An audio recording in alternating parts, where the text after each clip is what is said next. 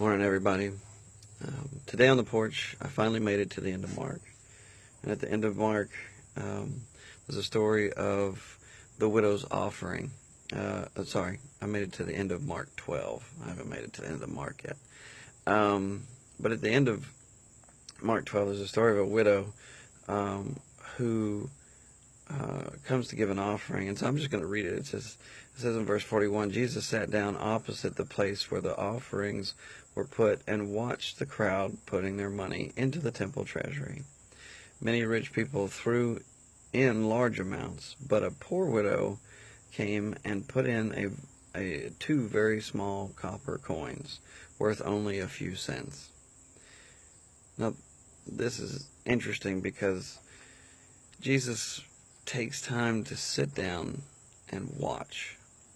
He stops what he's doing in a very short time in ministry that he has, and he just watches what happens when people give to the church.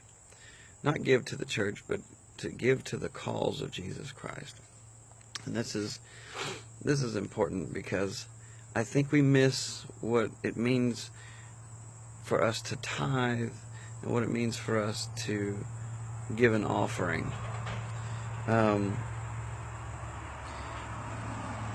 When Jesus sees this woman give her copper coins, he calls to his disciples and he says, "Truly I tell you, this poor widow has put more into the treasury than all the others. They all gave out of their wealth, but she, out of her poverty, put in everything, all she had to live on." I think there's two things about this story that really, one is the glaring obvious, right? One is that, this woman gave of what she had.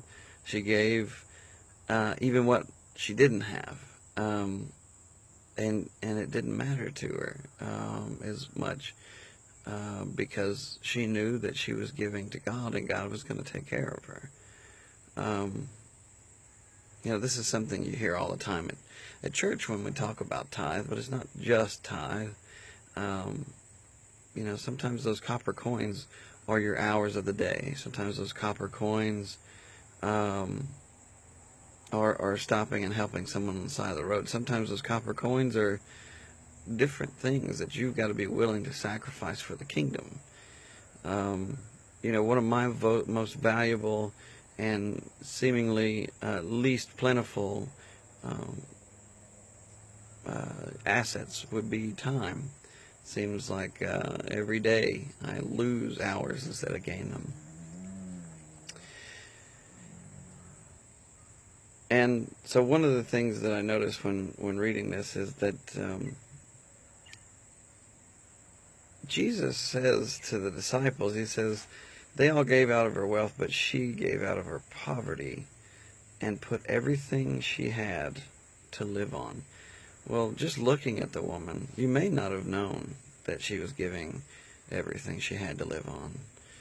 And that was something that kind of stood out to me too. Jesus knew the whole story.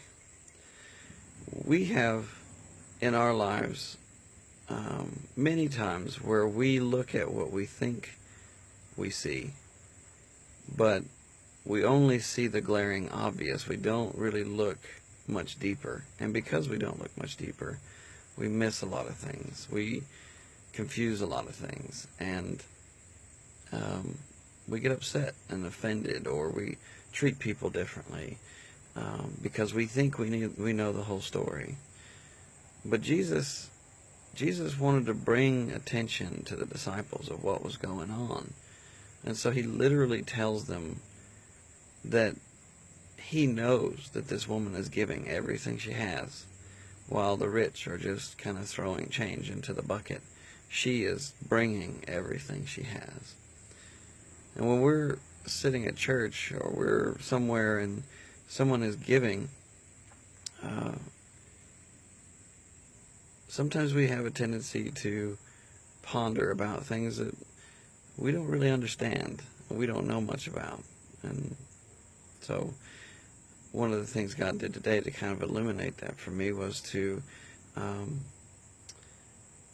to let the sun shine in my eyes. It's kind of funny. I sit on the porch every day, and when I do, the sun just kind of gets in my eyes, as you can see. Let me show you. And it was funny when I started reading this, because I started to notice that Jesus was shining a light on a situation that may not be well lit. And if it hadn't been for Jesus shining a light, I wonder how many people would have thought, look at this dirty old woman walking into church, doesn't even bathe, doesn't clean her clothes. She's probably hooked on some kind of drug or some kind of alcohol. She's probably got this or that going on in her life. And yeah, there might be a few to be like, oh yeah, you know, man, I'm glad she's here. Hopefully we can bless her.